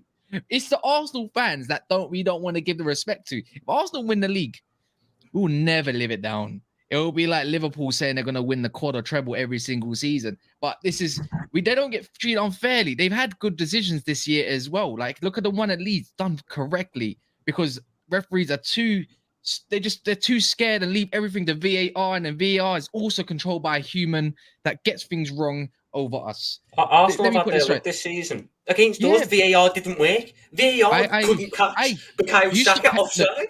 Your credit stopped running out for Liverpool. You've had VAR with all those salad dives. Us, we missed out against Newcastle. Look, it happens to everyone. The inconsistency of refereeing and everything, but not everyone's against Arsenal, man. That's all I have to say. They're not being treated. I think you're getting less respect, but I think at the same time, you have to earn the respect as the games go on, because it's early and you're doing that right now currently. All I had to say to Arsenal fans, look, I will never say just be humble with it. That is I hate that. Be humble with it. Bro, you're getting your respect. Sometimes you just got to shut your mouth when you're at the top, because you don't need to speak. That's why City fans can speak to anyone how they want when it comes to football, because their team has earned that respect. Just this season, Liverpool haven't, but they also had that respect when they was thrashing everybody. That's all I have to say on that. But kudos to you, bro. You're doing well. You know what it is? Majority of people who are being respectful to Arsenal are quiet about it. They speak to their circles. They're telling their peoples everything. But the loudest people on socials, the loudest people, the articles that are being written about are the people hating on Arsenal. And like, there was literally an article done. I think it was on one of the major UK publications. They did an article on this Arsenal team was never expected to do anything anyways. Why did you guys even think they were going to get anything close to it? And it's like, you know what? I get it when people want to say, oh, you're in a title race, and it's like a little bit malicious, and then do the reverse and say this team was never going to do anything. It's like consistently just trying to push the narratives to make a joke out of the club. At this point, when are people going to stop making a joke out of us and just be like, you know what, we're playing well, leave us to our business? Think about it though, Gal. I get your point and why you're annoyed that it's the loud minority that are disrespecting Arsenal. Why do you think the minority are loud? Because you lot get on the minority's back. The moment you see it, you're just going, oh my God, this is a disgrace. How dare you say that, this, that. And that's what they want. You're feeding into that narrative. They're going, if I sit there and say Arsenal are good, I get nothing. I get a couple of Arsenal fans going sound. If I say they're bad, I get the cavalry coming. How dare you? We've got stats. We're top of the table, this, that, and the other. That's why they do it. 100%. You're right. We live in a world where negative comments attract more attention than positive comments. Hence, it encourages people to say more negative comments about Arsenal. Hence, why they get more interactions. It's crazy. Every action has an equal and opposite reaction, as said by someone who quite famous. Well said, David. That's simple. If you're gonna swing and have all your opinions be this side, there's gonna be people on that side going against you. That's just how it is. That's life. No, that's true. So. And you know what? I think that was said by Hamilton. You know the musical, the guy. It's to do with someone here says is from Hamilton. I don't know who. What's the guy's name? You're an American, EGAL. I know you're not North American. Is it not from the show the thing Hamilton? Is it not from the musical Hamilton, which is all about Anyway, that's who said it. That's what according to this. I don't know nothing about that. But you're North American. Well, hold on the level. It's Isaac Newton. You know Isaac Newton. You do know you're like Terry. Are you serious? Listen, I'm serious. Hang on. I don't know who. Listen, I wait. Let me show you. I don't know. I love that reaction. Hang on. I'm just listen here. I'll put it on my screen. I searched it, and it came up that it was from Hamilton, the musical. It's not I don't know who said it. It's what that said, not me. Terry, I genuinely thought you were joking. I thought you were joking. No, I wouldn't make it. I don't make it up. Literally, I searched the saying, and the first thing it said was Hamilton, and I'm like, I saw the musical Hamilton. I was like, Terry, surely, in my head, I was like, surely it didn't come from that musical. Let me just bring it back for a second, Terry. I just want to say this. No one, I don't think there's a lot of Arsenal fans anymore saying that there's a conspiracy theory. We're just going about our business, minding our own business at this point, and we're just happy where we are. We drew one game, no overreactions from me. There are some people going crazy, but if you're going to lose your mind after a draw, I'm sorry. There's going to be more draws. There's going to be more losses throughout the season. It's not going to be every game that we're going to win. So just get used to it. Even the best teams drop more points, so relax. Oh, by the way, very quickly, sorry. It's the title of a song from the musical. That's why. That's why it came Okay. out when I put it in. I was like, I knew it wasn't from Hamilton, but then I was thinking, what I actually thought was, is this clever person who said it also in that? That's based like 200-300 years ago, isn't it? So I thought maybe the person was on it then. Anyway, I'm moving on over to you, Kaz. I was just going to say the fact that this is considered an L, even though it's a draw, it says a lot, man. Come on. Yeah. It says a lot. In that's how far Arsenal are coming in respect. It's your L to you, man. And even we can say it's an L because a draw is an L these days, man. That's And, just the and way do it you know is. what? I'll be honest. Like for many No, it's not fans, cuss. and in fact, let me say for me, I think what makes the draw good is because this was basically a week where Arsenal could have increased the gap on everyone. Like a lot of teams, where Chelsea drew, United drew, Newcastle obviously won, but Tottenham lost. So there were a lot. You know, when you have like over half of the teams that are chasing you losing or dropping points, I mean, it must be annoying or frustrating rather that you also didn't capitalize. So, like, look, Arsenal are playing well. A draw for them, literally, a lot of fans are literally clinging onto it and saying, yeah, this is the start of this. This is, bro, Arsenal are going to be here till the end. But whatever race you think they're going to be in, Arsenal are a good team, and no one can hate on them for that. Yeah. No, I appreciate it. I think this, right. I do think they're being where I think Arsenal have been treated unfairly is all the excuses given as to why they won't achieve. You can attribute to everybody. You know, we saw like Spurs fans say, I think we'll make top 4 again. I think we can win a trophy this year. We might even challenge for the league. Why? I think we've changed things at the club. Arsenal fans would say, I think we can make the top 4, maybe win another trophy, and you never know, challenge. Well, how can you say that until you know that until you see change at your club? It was almost the same thing Spurs fans criticize Arsenal for putting faith in. They were literally using the same logic to say they think they've changed under Antonio Conte. The World Cup will damage Arsenal like no other club's players are involved. You know, injuries would damage Arsenal like other clubs can't have injuries. That's the bit where I think they've been treated kind of unfairly. Me having an opinion as to whether the irony is a lot of people think that I've made my Arsenal opinions up to troll or I've made my Arsenal opinions up to do well on social media. And the irony in that, like, you can be banned for it, like expressions calling me out today, you know, and whatever else. And What did he say? What did he say? He basically said you're either sucking off Arsenal or clickbaiting Mark Goldbridge. And I did think it was hilarious. And then he said, you're probably going to make an 8-minute video about this now and use my face on the thumbnail. So, of course, what I did is I made a video with expressions on the thumbnail. But we were not DMing, we were talking on Instagram to each other. And it's all good. It's just banter. Like, a few people thought it was serious. It isn't. But a lot of people think I'm doing it just to gain traction in the Arsenal community. If that was the case for the past 5 years, I would have been doing this. You know, equally, Man United fan, I lost subscribers last week because I had a go at Ronaldo.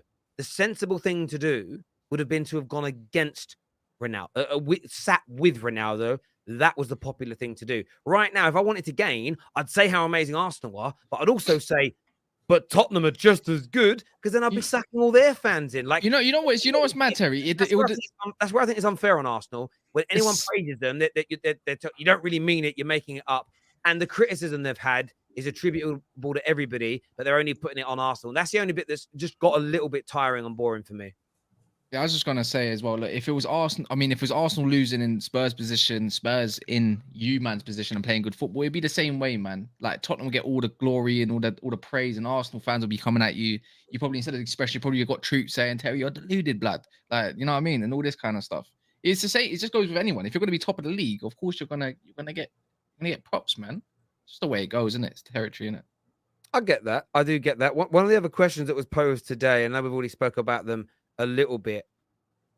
How much of Man United improved, and is our record against our fellow top 6 being a little bit understated? No, but wasn't I on the I think the show 2 weeks ago, when I made my return, and everyone was kind of grilling United a little bit, and I literally said, if you look at their record, they're not losing that many games, and then you highlight their record against the top 6, and besides Man City, it's good. It's better than most. So my point is, like, about the Man United thing is, look, even though I don't necessarily have Man United finish in the top 4, if they do finish in the top 4, fantastic achievement. Ten Hag will deserve will get all the credit that he deserves if he's able to do that. One thing that you can clearly see that he's been able to implement is you can start to see a little bit of a shift in his style. I do think that the Kovacic change, and this is the game in isolation now, obviously, because I wasn't able to come on the show after. So just giving a little bit of my thoughts. I do think that he allowed the Kovacic change to affect how he was playing a lot more. So I did still expect to see Man, because once Kovacic came on, I would make the argument that Man United were not threatening again till we scored, and then you were able to pile on the pressure and put bodies forward and then score the goal. So I do think if there was any criticism from that game, I would say it was that. But when it comes down to it, like Man United, he's been able to find a formula that works. We're yet to see now what's going to happen with Varane and whether that's going to be a big problem. Because the only thing I would say is that when you've seen one without the other, so I'm talking about the centre backs, they haven't been as great. So Lisandro Martinez hasn't been dead. He's been one of the best signings this season so far. However, when we've seen him without Varane, because they complement each other so well, it makes the defense look weaker. I hope you get what I'm saying. So essentially, as a whole, Ten Hag deserves a lot of credit for how far Man United have come. Their record in the big games has been great, obviously, apart from the Man City, and that's just Man City. But now with obviously the Varane injury and things coming into play, I think Sancho struggles, not really sure how Rashford fits in terms of the build-up and stuff like that. Yeah, it's just about how can he respond to that and what's he going to do to kind of respond to that. But Man United will be fine, and they have been fine, and they look better. They played the football, some of the football they were playing at Stamford Bridge. I was like, right, we could never seen it like that before. Never seen that before at the Bridge. I'll be honest. Yeah. No, I'm talking good in football. The way we played against you, we don't play like that against you. We might get. Again, I can go back to the Fergie days and everything. We never bossed you at the Bridge like that. Both teams kind of just held the ball in really unthreatening areas. No, David, come on, let's not lie. No. Hold on. Let me first 30 minutes. Apart from 35, let's get the 5 extra. And what was I think there was a Rashford chance as well. I think there were 2 chances. Yeah, but 2 chances are huge. Yeah, but you Rashford. You can say that, again, and then me and Terry both watched the game, and realistically, we were both sat there saying this is not defensively. Both teams played very well. We'll put it like that. Yeah, but I also think that's what happened in the second half. In the second half, you guys had more of the ball. We didn't dominate you as much, but neither side was able to really penetrate the other. And I think that's because both the structures were very good. And you are right. Chelsea and Man United only became the most drawn game in the Premier League because of that period where Chelsea became brilliant. And they can be that period between sort of 04 and 2013. That's where a lot of those draws happened, I believe, because both teams were very, very good and they used to nullify each other. And neither team really wanted to go at each other because of how good you were. And I think that happens sometimes. I really do. I feel like both teams just knew. And I think a draw in that game, for me as a United fan, I'm happy with it. I'm really happy with taking before the game, I'd have taken a draw. Maybe with the way we started, I wanted that win. But I was happy to take a draw from that game because we've played everybody in the traditional top 6. We've actually played everybody in the actual top 6 as it stands now, Newcastle as well. The majority of our games between now and mid-January are against teams in the bottom half of the league, the struggling sides. We were even fortunate enough to have played Leicester away when they were rubbish, and they're getting better now as an example. I think we even played Everton, or I want to say we played them away. Away, and they're getting better. So United are moving forward, and I do look. Our form against the top 6 is pretty good, but we had a good top 6 record sometimes under Ollie, some seasons under LVG as well. I'm just impressed that you can see something developing, a style of play, a formation. The great news about Varane, it looks 3 to 4 weeks. He might miss. I actually hope he does miss the World Cup on a really selfish level, because then he'll come back in the December and be ready to play. And we're only going to miss him for 3 or 4 games, which is not the end of the world for us. We need more signings, though. And that isn't a dig at Ten Hag. Apparently not, though, Terry, Apparently he's actually going to... Apparently he's due back for the first game of... No, the second game of the World Cup if he goes. Yeah, so yeah. he would be back. No, I know. I'm saying I want him to miss the World Cup. I would like Deschamps to say I'm not taking anyone that's injured. He's not going to do that with Varane, but I would love that. But he's in. I thought it was a cruciate or something he'd done. I thought he was done. I thought it was a hamstring. I think he thought that at the time as well. That's why he started crying. He's like, "Oh my god, my knee's in pain." I think this is weird. ACL. I mean, it's weird. When I hurt my knee once, it was actually my calf that was hurting, not my knee. But yeah, it's always strange pains you get. But Man United needs. So go on. No, I was just gonna say that. It was just gonna be a dig. I was just gonna say something. Let me just finish my point, sorry, guys. Let me very quickly. I just wanted to say we need to spend more in January. The pressure now from Man United fans has to go back on the Glazers. Proper Reds don't stop ever being Glazer out. I certainly don't. January, more money needs to be invested. You know, we need a killer. Right, there's loads of positions I think we can still improve on. But a killer up front. We get 3 points against Newcastle. A killer up front, we take the lead, maybe 2 goals, go 2 goals up against Chelsea, and there might be an extra 4 points in our kitty right now, which puts us into the top 4. We need to go and get a killer, and if we can get one in January, that puts us in a very nice position. But as a United fan, it feels like the first time in a long time that I can see some green shoots of hope. There is improvement, and there's a team spirit, which we haven't had for a long time. And I've seen a lot of people in the comments today saying, I can't believe you're celebrating a draw. You always hate that. Those types of draws, you always celebrate, especially away to one of the most successful teams in the Premier League, and a ground that we don't have a long-standing great record at. For me, happy. And we conceded in the 87th minute. It weren't like we were 1-0 down the whole game, played badly. So yeah, I'm very happy with our progression. I'm not worried that people aren't fearful or talking about us yet. I quite like the fact that we're still being completely written off by everybody, but we're definitely improving. Yo, guys, let me just go. First, Chelsea away recently has been a good hunting ground for a lot of people collecting points. It's just recently, like maybe like the last 2 years, a lot of teams have been picking up points. That was an interesting fact that I didn't realize. Another thing, Varane, shout out to Varane. Hopefully he's okay, man. I really do hope he makes it back for France. And when it comes to Manchester United, this is not a dig. This is just how I feel. These games against the top 6, you might find them easier because the opponent is not focusing as much as on how to stop your game, but they're focusing on how to build up and continue to play their game. Where when you're facing the smaller teams, their whole game will be built around trying to stop you from playing the way that you play. And those are the games you're going to find tougher. I think the top 6 games, you're more suited to it. And you've always somewhat been more suited to it, even under Oli. So I think this is just keeping what you guys have been doing, where against the top 6, you can consistently pick up points. But when it comes to the rest of the teams in the league, especially the teams that play completely negative football against you guys and park the bus against you guys, those are the games you guys are going to struggle to break down teams. Those are the games you're going to struggle to create enough chances to score. And when you do create those chances, you're not going to be clinical enough to finish those chances. And finally, I feel like you have improved, but there is still an elephant in the room with one player who has not yet improved, and that's Jadon Sancho. And we need to talk about him because at one point, Terry, you were saying he. But why? One second. Go on. Finish. At one point, you said he was one of the best English wingers this season, and even your own former legends are now saying he needs to take a note out of Bukayo Saka and do more throughout the 90 minutes. So let me respond to that. Firstly, I'm not in a position where I'm moaning about too much at the club. And I get that people want to bring it on to Sancho because he isn't performing. When I tweeted that was at the end, before the international break. And up until that point, I felt that he'd had a really good season. However, I have really high standards. So him having a good first 3, 4, 5 games doesn't mean he can take his foot off the gas. He was rightfully dropped against Ammonia, didn't play in the next game, came on, did well from that substitute bench, got back into the starting lineup, had a good game. He's then fallen off again. I'm not going to overly defend him.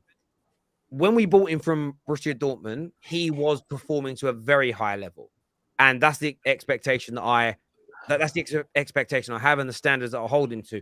Of course, I'm going to call him out. However, you know as well as I do, like sitting there and doing like a Sancho conversation when there's bigger conversations to be had on the top 6 show, when Man United are doing well, it's just not going to fly because no one really cares too much about it. And that's the same for any club. If you guys are flying high at the top of the league now, if one of your players is playing poorly, but you're winning all your games, you're top of the league, it's not a talking point. Saliba. No. Saliba. This is the thing, right? So as much as Jadon Sancho isn't ripping up trees, it isn't costing Man United too much. Ironically, as bad as these performances have been, in the games in the last, barring City, who annihilated us, against Newcastle and against Chelsea, it was people finishing their chances that was more the issue than Jadon Sancho. Do I think we could improve on him? Yes. And how we improve on him is by bringing a killer in up front and you move Rashford back out to that left-hand side. That's what you do to improve on it. The problem that Man United have got, and this is why it's not a big talking point amongst Man United fans. You guys can banter us about it all you want, but the point is there isn't very many other options for us right now because Ronaldo's being insubordinate and we just don't have any other players.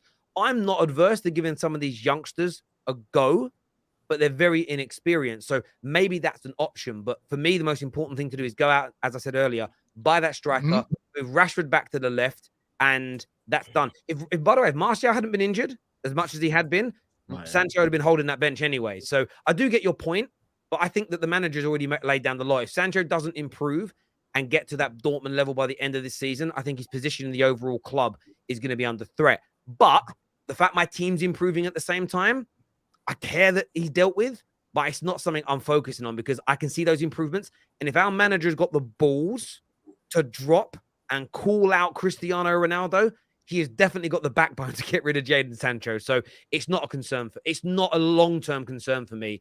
It just is what it is, you know? I need to say my little bit on this as well, man.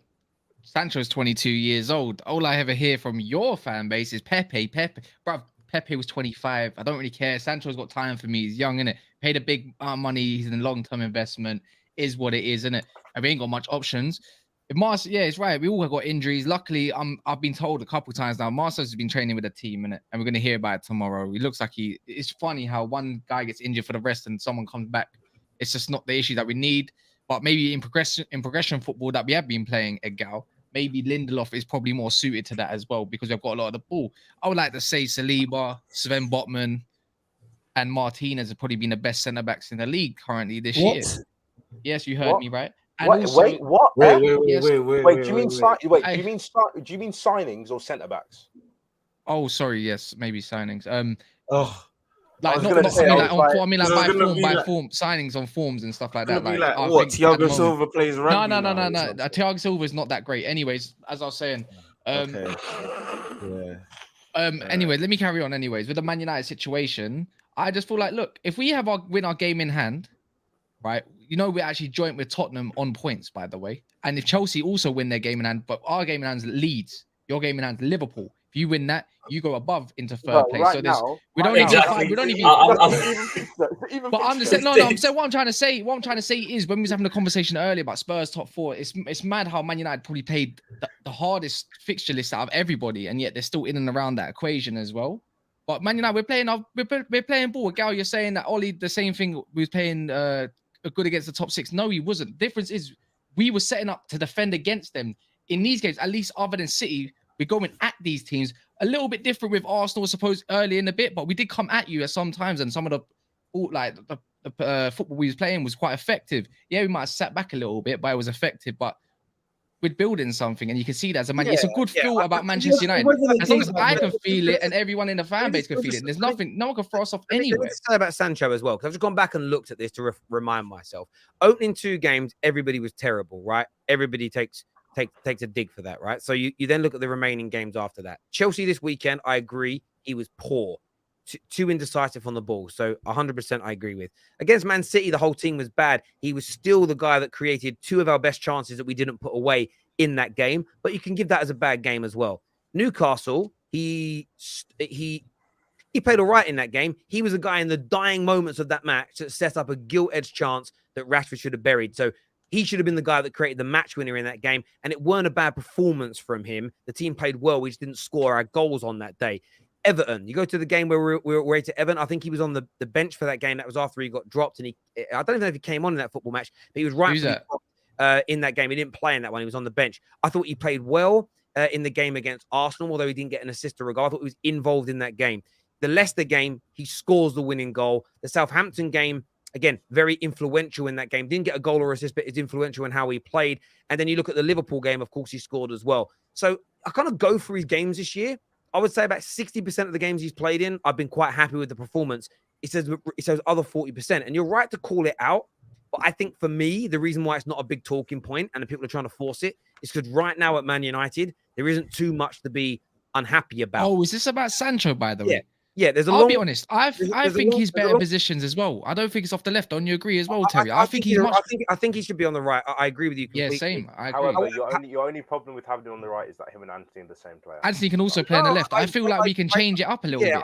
I agree. Maybe we can, but this is the point I'd make: is that we're not finished yet. We're at the beginning of our rebuild. There's still another couple of windows that we need, more time to integrate. Man United fans but we can feel and see a progression. So you're just not going to draw Man United fans out into sitting there and doing shows talking about slagging off an individual player when things are improving.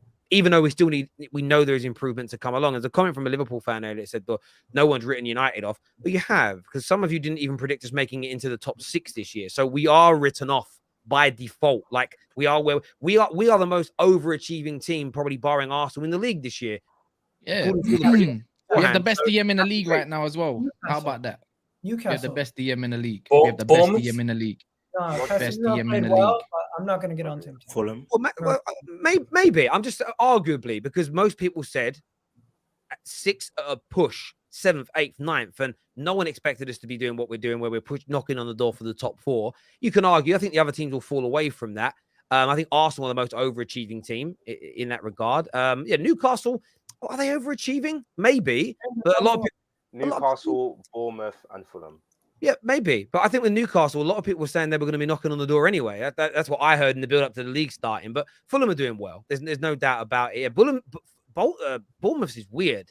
Like, Bournemouth is really weird. It's like their manager, no one's talking about it. Can I have a hot take as well? Tottenham got to go to Bournemouth. At Bournemouth, they drop points. Watch. Put that right there. They're good this season. They got a lot of credit, man. Credit to Bournemouth, man, because I wrote them off completely. I'm taking my 9-0 against them and running. These are the comments I like, though. Terry's making a 1.1 billion transfer oversight. This is the thing, though, Twisted. Erik ten Hag is not going to be the only manager who is accountable for the total spend from the club for the past decade when he wasn't the manager. You can only attribute what Ten Hag has spent himself. Otherwise, we can turn around and add up all the money Liverpool have spent in their entire Premier League history and go, that's what Klopp had. It's ridiculous. You can only judge this manager on what he has spent.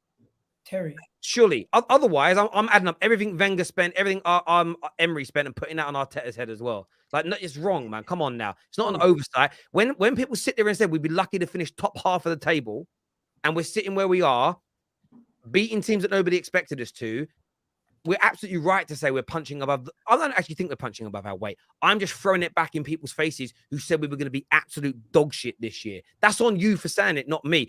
If you want to admit you were wrong and that we're one of the best teams in the league, then I'll change my tune. But until you say we're good, I ain't saying fucking shit, bruv. Nothing. Terry, you guys have improved. But I just want to bring it back to my point because Kaz kind of missed my point. My point wasn't that you guys aren't expected to be. It's not about that. It's the fact that the smaller teams is where you drop majority of your points, and the big teams, yes, you do drop points, but performances wise, you're. So who then, EGAL? Because we've only one sec. Hang on. Whoa. What do you mean we drop? Hang on. I don't need to hear your point. I'm going to your first point you just made. Yes, we dropped points to Brighton and Brentford. That was That's not what I'm talking about. Okay, but you said, hang on. You said we dropped most of our points to the small teams. Since those opening 2 games and the big changes were made, we've dropped points to Man City, Newcastle, and Chelsea. Everybody else we've beaten. So who are all these little teams we're dropping points to? Who are they? Stop. This is what I'm talking about. I'm talking about when you guys are playing and you guys are playing well and you're getting performances, you do get performances against a majority of teams. But when you win games and you have these draws and random performances against top 16, who are these teams? Okay, who are these teams? We're beating everyone. Last season, you guys had your worst season. We've got a new manager. EGAL, they're playing different style. They're playing a style that's more suited to beating the bottom half teams. For God's sakes, if I don't get a word in without someone else cutting me off, EGAL,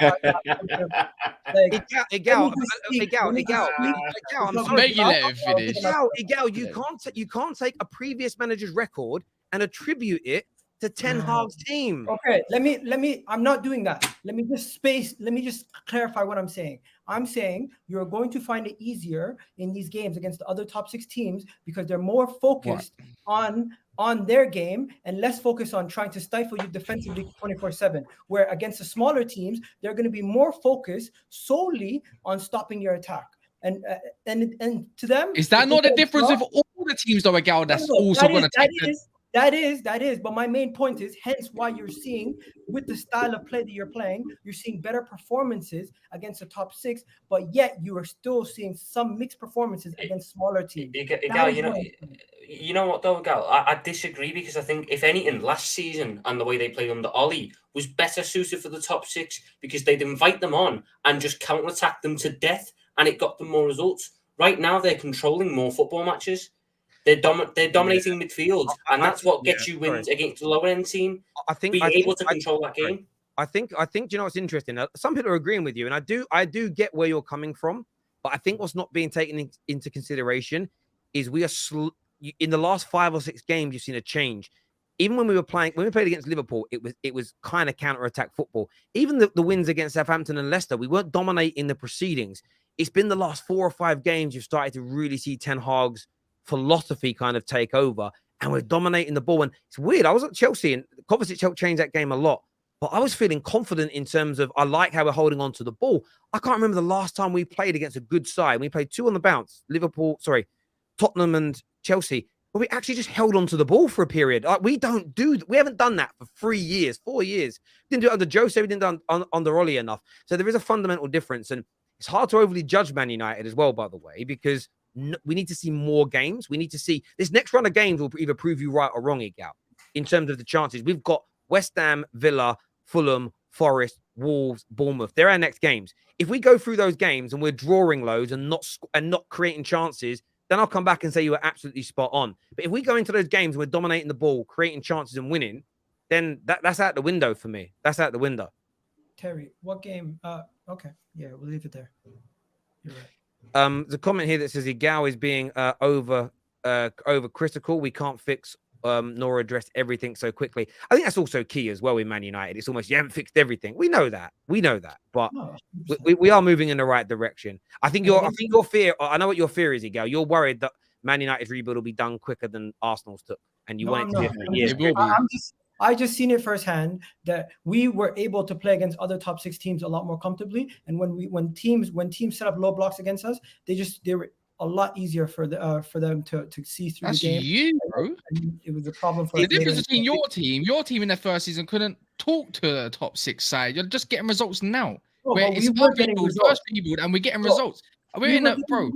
We were getting results. Fine. We beat Man City in the FA Cup. We beat Liverpool. If I'm not mistaken, we beat Chelsea in the FA Cup. We were winning games. Hold on, you're on about cup games. That's a completely different environment to a league game. That is a complete. That's why I'll move it on, man. Forget. Tom, allow it. Move it on, man. I need to bring this up. Your point falls apart though. Tom said when we were drunk. Do you know how funny that is? Up until this season, when they beat You're talking to nobody, by the way. You're talking to no one, by the way. I don't care. You've all up until this season when they bagged 3 on us. Arsenal had not scored a competitive goal against us since a Community Shield game. And if you don't count that Community Shield, it was when we were drunk. That was the last competitive goal they scored until this season. So for you to say you were sitting there getting results against the Big 6 is not the same as the way United are doing it now. It's not my friend. Sometimes I struggle to articulate my point clearly.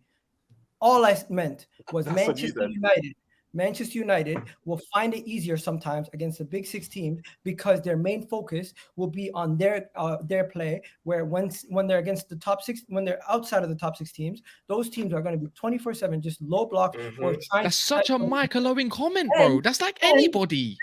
And yes, that might apply to everyone. Michael Owen, man. But when you have a new team that is playing a new style of football, you're going to see that this is one of the things where when you're playing against top 6 teams, these are where the games where you're going to get your system to. I want to just get these super chats and comments out of the way. Don One here says, Terry, you struggled against the Cyprus fishermen.